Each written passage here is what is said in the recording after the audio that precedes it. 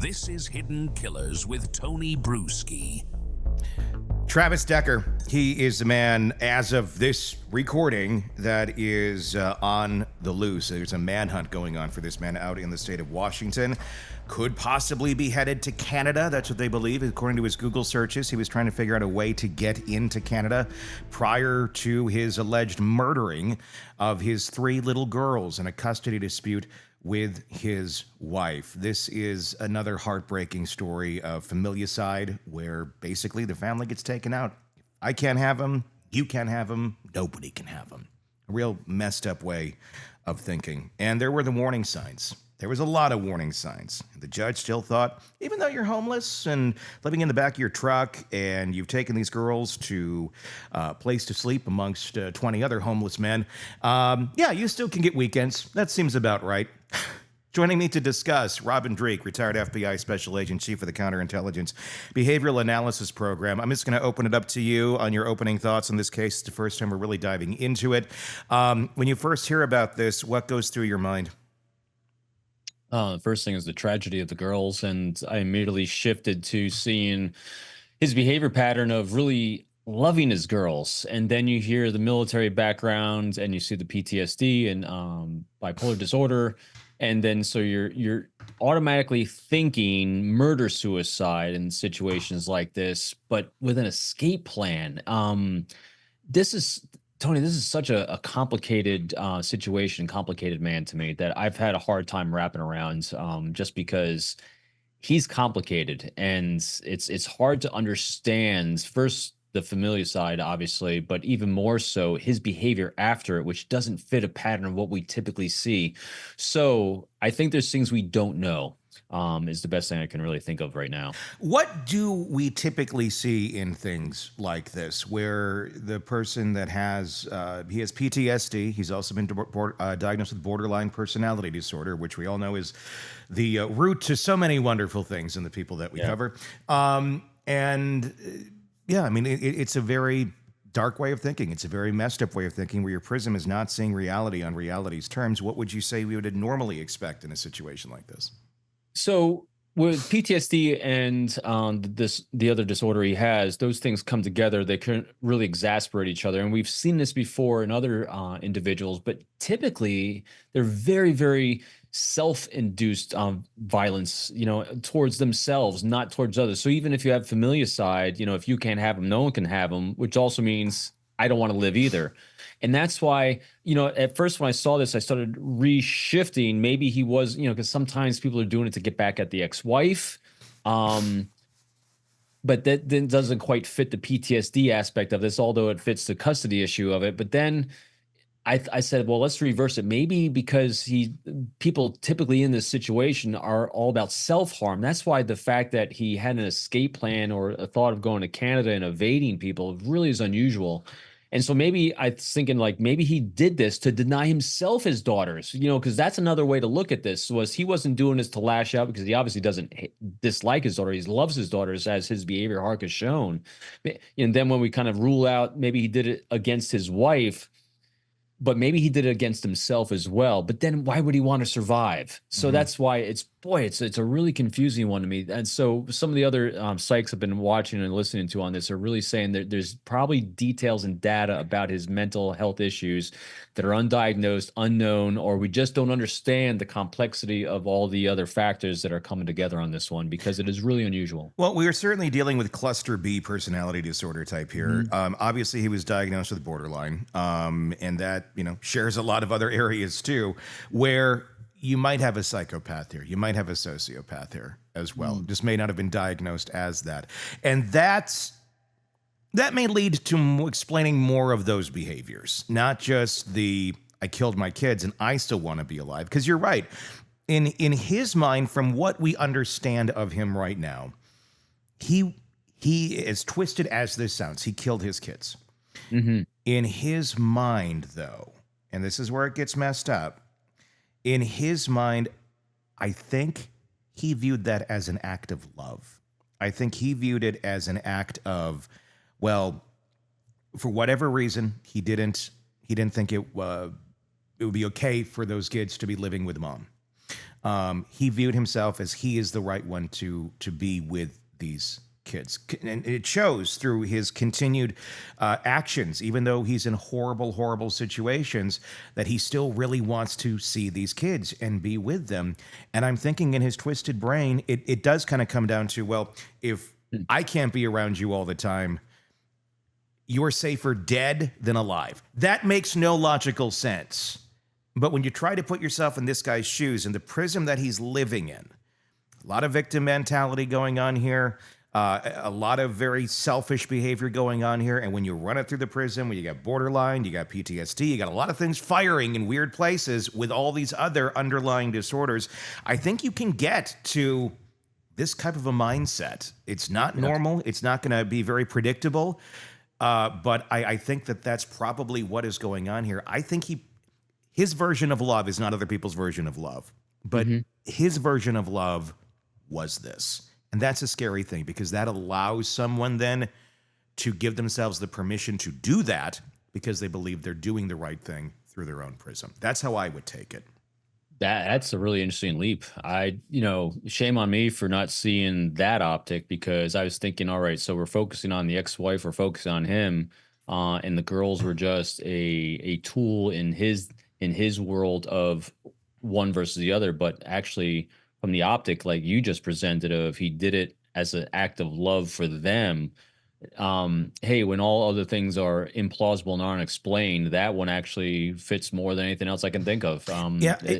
It's because it's really, really interesting, because when and you said the word psychopath in there, and psychopathy has a lack of empathy, predator, and he just doesn't, people that have high levels of psychopathy don't love their daughters as has been described again in social media and what we've seen, like he has.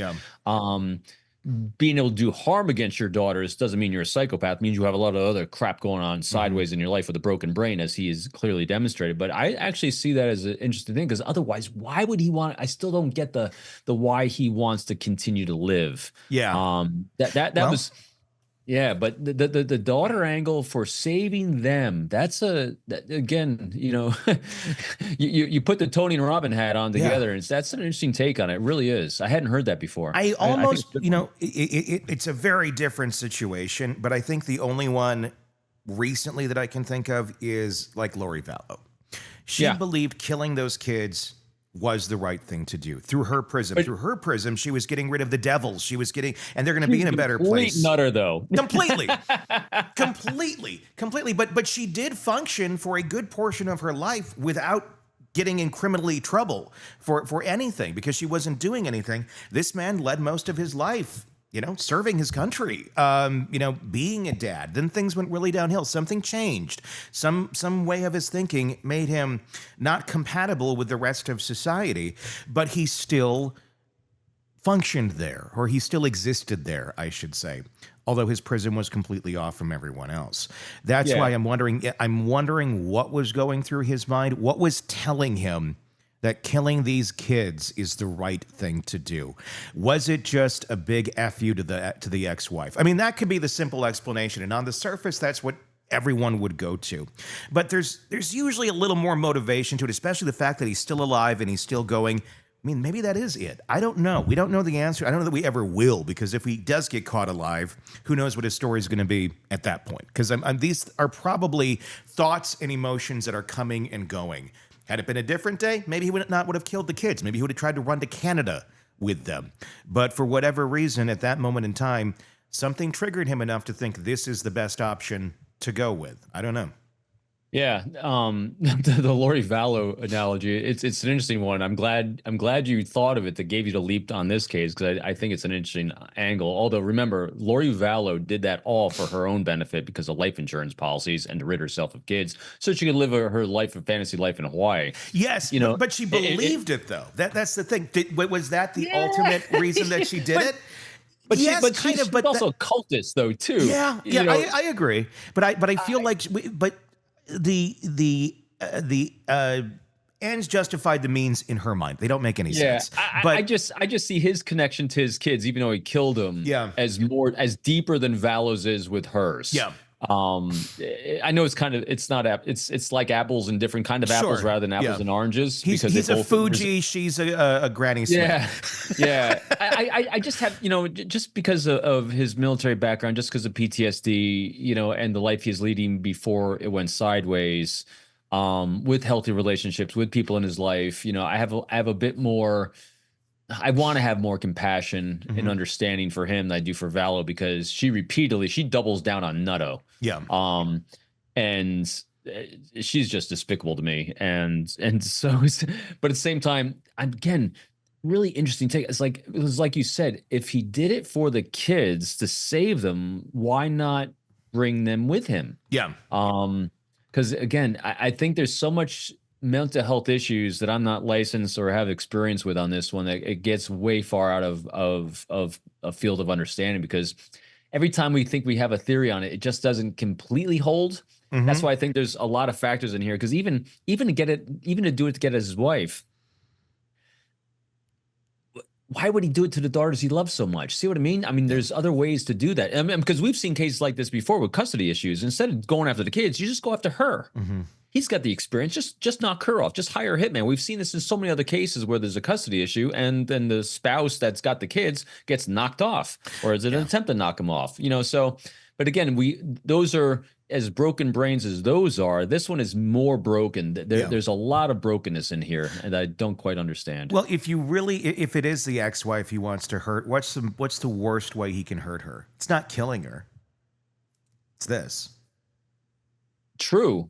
But at the same time, we've seen it again. We just look for those patterns. Yeah. And we've seen it the other cases, even though other cases they could have gone after the kids as well because the ex-wife wanted them, but they went after the spouse instead. And instead, he went after the kids, which is unusual because again, the relationship he seemed to have with them seemed strong.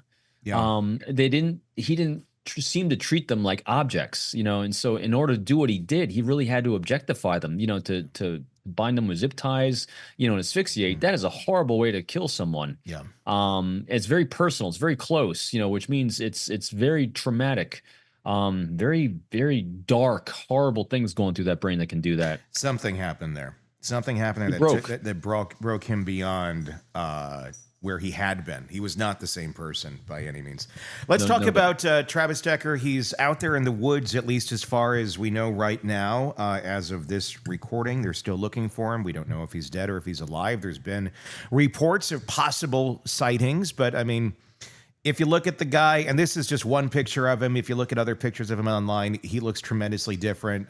He kind of changes his looks up quite a bit, but he is kind of a generic looking dude. If you see him out at the mall, if you have a mall still, or wherever, he kind of blends in. He's just a normal looking guy, where there's not a lot of pieces about him that I think would stand out and make one go, oh, there he is. I think he can blend into a crowd pretty good unless people are paying attention and looking for this man specifically. So it's hard to know where he has been seen, if he has been seen. But let's talk about his training. And you can speak to this with your military background.